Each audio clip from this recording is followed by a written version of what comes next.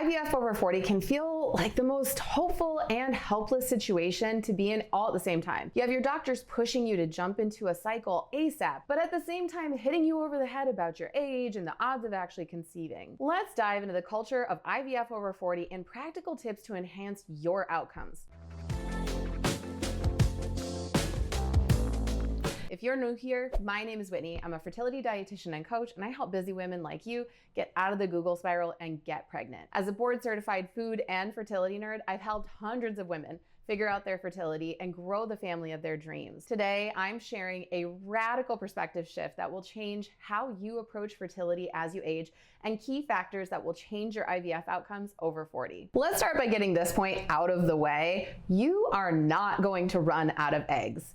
The standard hypothesis shared in the conventional fertility space is that females are born with a certain number of eggs. We lose about 3/4 of those eggs in early childhood, and by menstruation, we have about 300 to 400,000 left. Then we're fertile until those eggs run out. But if this is true, then why don't women who are on birth control for years have extended fertility? Most hormonal birth control options suppress ovulation, and with nearly 90% of females in the US having been on hormonal birth control at some point in their life, we should see the age of menopause onset really tick upward, right? But it hasn't. It's remained the same between the ages of 45 and 55. Over the past 20 years, researchers have demonstrated in both animal and human studies that ovarian tissue has the ability to grow brand new eggs throughout a woman's life cycle. This means that it's probably more likely that supporting health at a cellular level could make an impact on ovarian tissue function and preserve your fertility. Age is absolutely a factor in your fertility, but your ovaries are not ticking time bombs that are set to go off on your 35th birthday. Were you ever told that you were going to run out of eggs?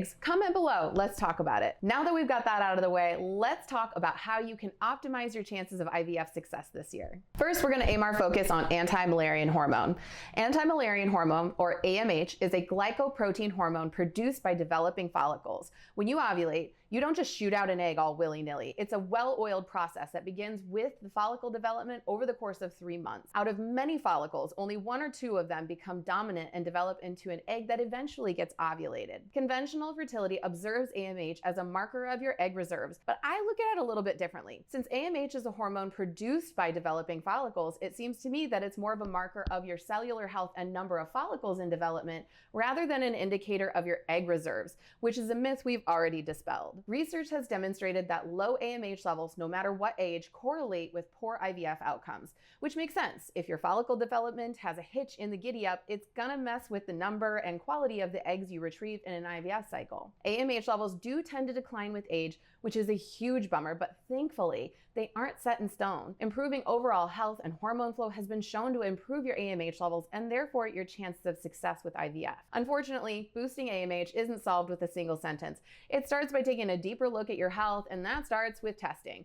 Check out this earlier video I did here for my info on that. The second thing I want you to focus on for IVF success is quality over quantity. Most IVF doctors, at least here in the US, try to harvest, I hate that word, but in this context, it's very fitting, as many eggs as possible to give you the best shot at banking frozen embryos. But over the age of 40, ovaries don't typically respond that way, and the number of eggs retrieved is lower than if you were at a younger age. This means our focus needs to shift from quantity, trying to get as many eggs as possible, to quality, trying to nourish the eggs that you're producing as much as we humanly can. And this focus on egg quality is exactly what it took for my client Alana to get pregnant her very first IVF cycle. Alana came to me at age 40 dealing with secondary infertility, and we spent 3 months digging into her lab work, cleaning up her diet, cutting her stress, boosting her nutrient stores, all in preparation for her first retrieval. Her doctors were able to retrieve a small number of eggs, one of which fertilized and successfully transferred a month later and became a beautiful baby girl that completed their family. I feel so strongly about egg quality support that I made an entire video for you. You can check it out right here. And my last tip today is to be picky about your care team.